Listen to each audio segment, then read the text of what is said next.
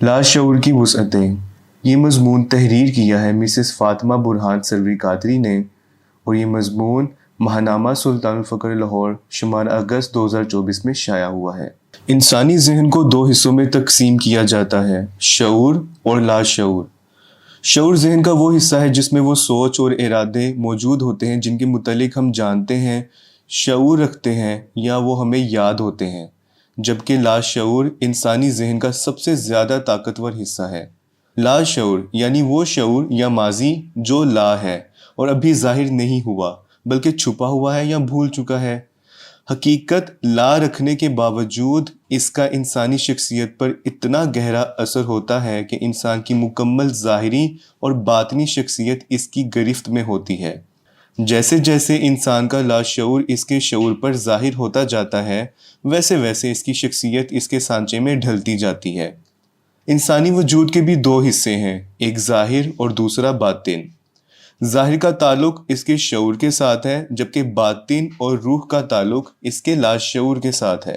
مصنف doctor Joseph Murphy اپنی کتاب ذہن کی پوشیدہ طاقت میں لکھتے ہیں، آپ کے پاس صرف ایک دماغ ہے، لیکن آپ کا دماغ دو مخصوص خصوصیات کا حامل ہے۔ آپ کے دماغ کے دو افعال جذباتی طور پر مختلف ہیں، ہر ایک کو الگ الگ صفات اور اختیارات سے نوازا گیا ہے۔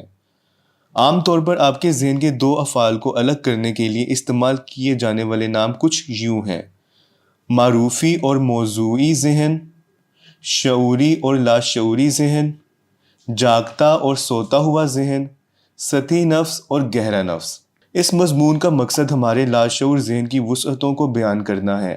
ہمارے لاشعور میں ہمارا گزرا ہوا کل، بچپن کی یادیں، جوانی کی بہاریں، کئی تلخ لمحات، کئی خوشگوار یادیں، کئی پچھتاوے، افسوس، ملامت، محبت و نفرت کے جذبات، روزمرہ کے معمولات، اور خصوصاً زندگی کا وہ سفر جس کا آغاز ماں کے پیٹ سے شروع ہو کر بچے کی 8 سال کی عمر تک ہوتا ہے، شامل ہیں۔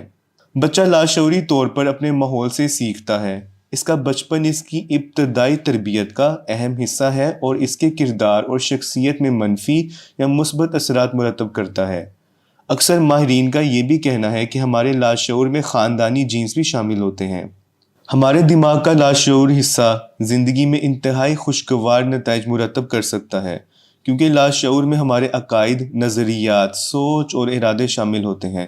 مثال کے طور پر، اگر ہم خود کو یہ کہتے ہیں کہ میں یہ کام کر سکتا ہوں، I am the best, I can do it، یہ سب ہم اپنے لاشعور کو مثبت سوچ دے رہے ہوتے ہیں۔ لاشعور دماغ کا اتنا مضبوط حصہ ہے کہ ہمارا دماغ تمام اندرونی اور بیرونی طاقتوں کو بروئے کار لا کر خوشگوار نتائج فراہم کرنے کی دھن میں لگ جاتا ہے۔ مصنف جوزف مرفی ہمارے لاشعور ذہن کی کرشماتی طاقت کے متعلق اپنی کتاب ذہن کی پوشیدہ طاقت میں لکھتے ہیں، آپ ایک کپتان کی طرح ہیں جو جہاز پر سوار ہو رہے ہیں۔ اسے صحیح احکامات دینے چاہیے، اور اسی طرح آپ کو اپنے لاشعور دماغ کو صحیح احکامات یعنی خیالات اور تصاویر کی صورت میں دینے چاہیے جو آپ کے تمام جذبات کو کنٹرول کرتا ہے۔ ایک اور جگہ لکھتے ہیں، ماہر نفسیات بتاتے ہیں کہ جب خیالات آپ کے لاشعور دماغ تک پہنچتے ہیں تو دماغ کے خلیوں پر اثرات بنتے ہیں۔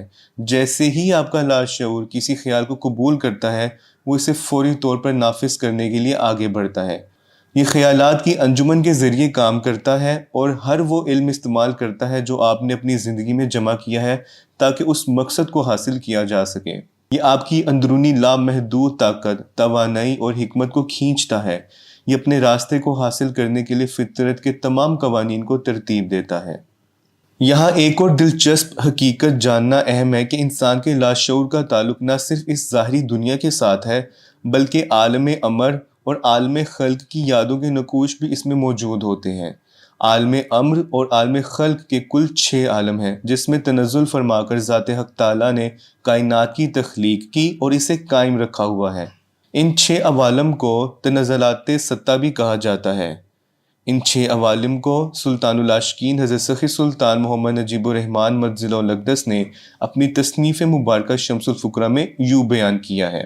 پہلا عالم ہاہویت یعنی عالم احدیت۔ یہ وہ مرتبہ ہے جس کے متعلق فرمایا گیا ہے، کان اللہ ولم یکن معہ شیء۔ ترجمہ، اللہ تھا اور اس کے ساتھ کوئی شے نہ تھی۔ اس مرتبہ پر اللہ کی ذات تنہا اور بطون در بطون تھی، جسے جاننا اور پہچاننا کسی کے لیے ممکن نہیں، کیونکہ یہاں نہ تو ذات کا اظہار ہوا نہ اس کی صفات کا۔ میں سمجھانے کی خاطر یہاں ذات حق تعالیٰ کو ہو کہتے ہیں۔ دوسرا عالم عالم یاہود یعنی عالم وحدت، یہ اللہ کا ظہور اول ہے جہاں ذات میم احمدی کا نقاب اوڑھ کر نور محمدی کی صورت میں ظاہر ہوئی۔ تیسرا عالم لاہوت، اسے عالم وحدیت بھی کہتے ہیں، یہاں ذات حق تعالیٰ نے نور محمدی سے روح قدسی کی صورت اختیار کی۔ اس مرتبہ کو حقیقت انسانیہ بھی کہا جاتا ہے، کیونکہ یہاں سے انسان کی تخلیق کا آغاز ہوا۔ یہی عالم انسان کا حقیقی وطن ہے۔ یہ تین مراتب یعنی عالم ہاویت، یاہوت اور لاہوت مشترکہ طور پر عالم امر، مراتب الہیہ یا مراتب حقی کہلاتے ہیں۔ چوتھا عالم عالم جبروت، جسے عالم ارواح بھی کہتے ہیں۔ اس عالم میں روح قدسی سے تمام ارواح انسانی کی تخلیق ہوئی۔ فرشتوں کی تخلیق بھی اسی عالم میں ہوئی، یعنی روح کی وہی صفات ہیں جو فرشتوں کی ہے۔ پانچواں عالم ملکوت ہے، جسے عالم مثال بھی کہتے ہیں۔ یہاں ارواح کا اظہار مثالی صورتوں میں ہوا جو دیکھی تو جا سکتی ہیں لیکن چھوئی یا پکڑی نہیں جا سکتی۔ چھٹا عالم ناسوت یعنی عالم اجسام، ارواح کو جسم عطا کر کے اس مادی دنیا میں بھیج دیا گیا، جسے عالم ناسوت کہتے ہیں۔ جبروت، ملکوت، ناسوت تخلیق کے مراتب ہیں اور مشترکہ طور پر عالم خلق، مراتب خلقی یا مراتب کونیہ کہلاتے ہیں، یعنی انسان کے لاشعور میں اس کی روح کا ماضی بھی شامل ہے۔ ارواح کی تخلیق ہوئی، اللہ پاک نے خود کو اس میں لا ذات کی صورت میں جلوہ گر فرمایا۔ تمام ارواح اللہ تعالیٰ کے حسن بے مثال و لامحدود کو دیکھ کر دنگ رہ گئیں اور حسن مطلق کی حمد و ذکر میں محو ہو گئیں۔ یہی حمد، ذکر اسم اللہ ذات کا نور اور دیدار الہی جملہ ارواح کا رزق بنا اور وہ اسی رزق پر پلنے لگیں۔ اس کا مطلب یہ ہوا کہ انسان کے لاشعور میں فطری اور قدرتی طور پر دیدار الہی کے لیے کشش اور عشق کا جذبہ موجود ہے۔ انسان اس ظاہری دنیا میں خود کو جتنا بھی مصروف کر لے، مادیت کے اس دور میں جتنا مرضی تیز بھاگ لے، اس کے لاشعور سے ایک درد بھرا جذبہ اور ایک لطیف سی کشش اٹھتی ہے جو دنیا بھر کی تمام نعمتیں ہونے کے باوجود اسے بے چین اور بے قرار کر دیتی ہے۔ انسان کی اس حالت کو نوسٹیلجیا بھی کہتے ہیں۔ یہ اس لیے کہ روح اپنے ازلی وطن کو یاد کرتی ہے، ارواح دیدار الہی کے لطف کو یاد کرتی ہیں۔ انسان کے لاشعور میں وصال الہی کا لطف بھی موجود ہے اور ہجر کا درد بھی۔ لاشعور سے جب وصال کا لطف ہمارے شعور میں ابھرتا ہے تو بندہ خود کو انجانی خوشی میں مسرور پاتا ہے۔ الغرض ہر انسان شعور اور لاشعوری طور پر وصل اور ہجر کی کیفیات سے گزرتا رہتا ہے اور اس کا مشاہدہ اسے زندگی میں بارہا ہوتا بھی ہے۔ سلطان العارفین حضرت سخی سلطان باہو رحمۃ اللہ علیہ پنجابی بیت میں اس کے متعلق فرماتے ہیں: کن فیکون جدو فرمایا اساوی کولے ہاسے ہو، ہکے ذات رب دی آہی ہکے جگ وچ ڈھنڈیاسے ہو، ہکے لامقام کا اساڈا ہکے آن بتا وچ پھاسے ہو، نفس پلیت پلیتی کیتی باہو کوئی اصل پلیت تا ناسے ہو۔ اس کا مفہوم یہ ہے کہ جب اللہ تعالیٰ نے کن کہہ کر کائنات کو تخلیق فرمایا تو ہم بھی ساتھ ہی موجود تھے۔ ایک وہ وقت تھا جب اللہ تعالیٰ کی ذات ہمارے سامنے موجود تھی، اور ایک یہ وقت ہے کہ ہم لباس بشر میں قید اس ذات کو ڈھونڈتے پھر رہے ہیں۔ ایک وقت تھا کہ لامقام میں ہمارا بسیرا تھا اور اب عنصری اجسام میں قید ہیں۔ ہماری ارواح کو نفس نے آلودہ اور ناپاک کر دی ہے، ورنہ ہم اصل میں تو ایسے نہیں ہیں۔ اقتباس ابیات باہو کامل۔ ہمارے لاشعور میں ایک ایسے واقعہ کی یاد موجود ہے جو ہماری فطرت کی بنیاد ہے۔ وہ واقعہ عہد الست ہے۔ اللہ تعالیٰ نے ارواح کو اپنا دیدار عطا کرنے کے بعد ان سے عہد الست لیا تھا۔ اس واقعہ کی نقوش نہ صرف ہمارے لاشعور میں موجود ہے بلکہ قرآن حکیم نے بھی اس واقعہ کی شہادت دی ہے۔ فرمایا گیا سورہ الاعراف آیت 172 الستُ بربکم، ترجمہ کیا میں تمہارا رب یعنی پالنے والا نہیں ہوں؟ یعنی کیا تم میرے حسن و جمال کے جلووں، دیدار اور میرے ذکر پر پل نہیں رہے ہو؟ اس وقت تمام ارواح کی آنکھیں نور اسم اللہ ذات سے منور اور مدہوش تھیں اور ہر کدورت و آلائش سے پاک تھیں، اس لیے سب نے یک زبان ہو کر جواب دیا قالوا بلا، یعنی کہا ہاں کیوں نہیں، تو ہی ہمارا پالنے والا ہے۔ اس واقعہ کی بنا پر ہر انسان لاشعوری طور پر اپنے دل و دماغ میں خالق کے حقیقی کا تصور رکھتا ہے، پھر وہ چاہے ملحد ہی کیوں نہ ہو، اس کا دل و دماغ تصور خدا سے خالی نہیں ہو سکتا۔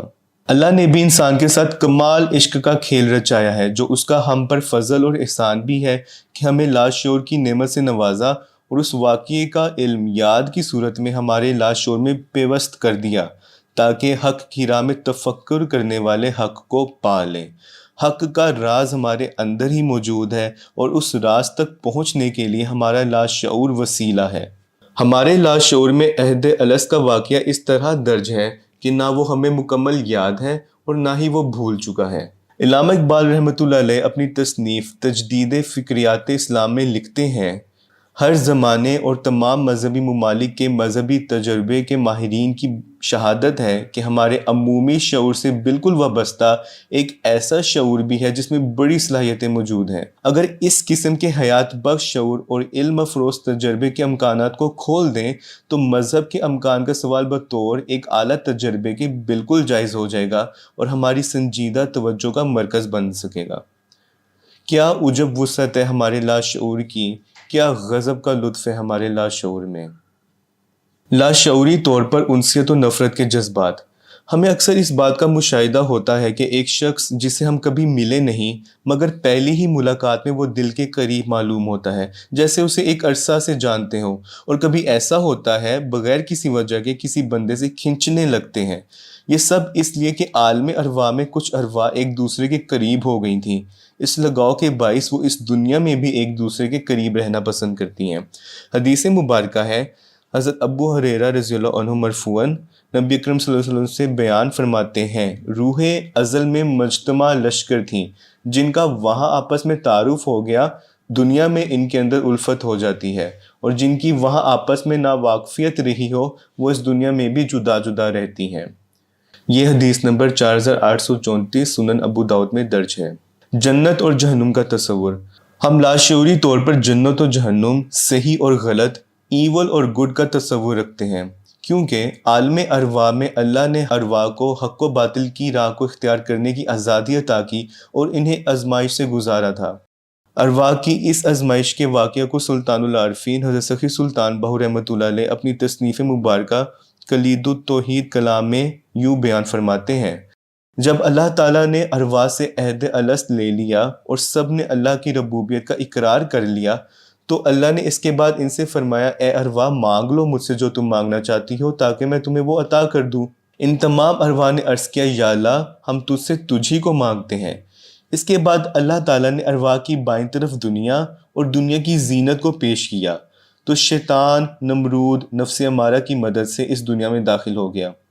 9 حصہ ارواح ایسی تھیں جنہوں نے شیطان کی پیروی کی، طلب مولا کو چھوڑ کر اپنے لیے دنیا کو پسند کیا اور اسی میں غرق ہو گئیں۔ ان 9 حصوں کے علاوہ ایک حصہ ارواح اللہ تعالیٰ کے سامنے کھڑی رہیں۔ اللہ تعالیٰ نے اپنے لطف و کرم سے فرمایا، اے ارواح مانگ لو مجھ سے جو تم مانگنا چاہتی ہو تاکہ میں تمہیں وہ عطا کر دوں۔ ان ایک حصہ باقی رہنے والی ارواح نے عرض کی، یا اللہ ہم تجھ سے تجھی کو مانگتے ہیں۔ اس پر اللہ تعالیٰ نے ان ارواح کی دائیں طرف جنت، اس کی لذت اور نعمتیں، حور و قصور اور تمام زینت و زیبائش ظاہر کی۔ ان ارواح میں سے 9 حصہ ارواح کا جنت کی طرف چلی گئیں، باقی ایک حصہ ارواح اللہ تعالیٰ کے روبرو کھڑی رہیں۔ ان کے کانوں نے نہ دنیا کی بانگ سنی اور نہ ہی جنت کی بانگ۔ یہ ارواح عارف باللہ فقراء کی تھیں۔ ہم اس دنیا میں جو بھی فیصلہ یا ارادہ کرتے ہیں اس کے پس پردہ ہماری روح کا فیصلہ جو اس نے عالم ارواح میں لیا تھا کار فرما ہوتا ہے۔ جس نے دنیا اور اس کی زینت و آرائش کو اپنے لیے پسند کیا تھا وہ شعوری اور لاشعوری طور پر آج بھی دنیاوی اور نفسانی خواہشات کی جانب مبذول رہتا ہے۔ جس نے جنت کو پسند کیا وہ اسی کو پانے کی خواہش میں رہتا ہے، جبکہ طلب مولا میں صادق رہنے والے اپنے مولا ہی کی طلب اور جستجو میں لگے رہتے ہیں۔ اسما کا علم اور لاشعور۔ اللہ رب العزت قرآن کریم میں ارشاد فرماتا ہے، سورۃ البقرہ آیت 31، وَعَلَّمَ آدَمَ الْأَسْمَاءَ كُلَّهَا، ترجمہ، اور اللہ نے آدم علیہ السلام کو تمام اشیاء کے نام سکھا دیے۔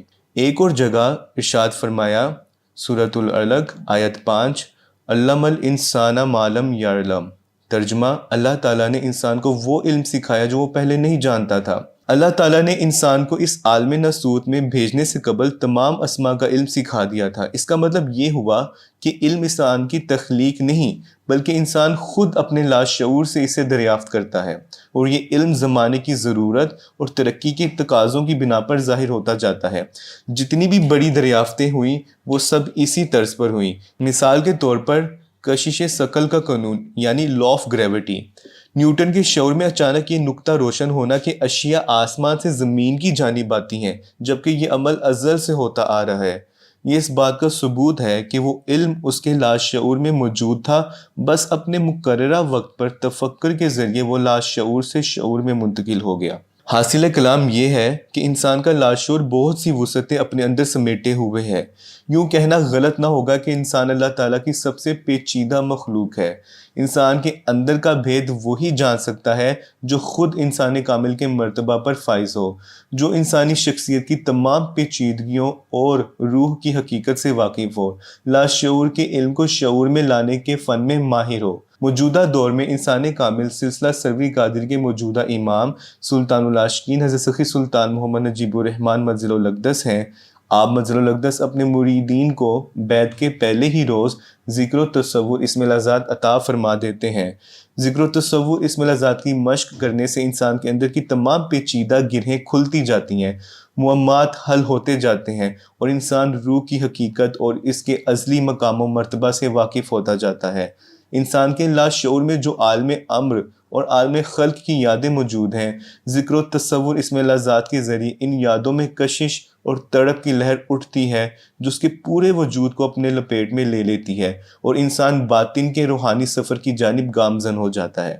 اللہ تعالیٰ سے دعا ہے کہ وہ ہمیں مرشد کامل اکمل سلطان العاشقین حضرت سخی سلطان محمد نجیب الرحمن مظل الاقدس کی زیر نگرانی ذکر و تصور اسم اللہ ذات کے ذریعے سے روحانی منازل طے کرنے کی توفیق عطا فرمائے۔ آمین۔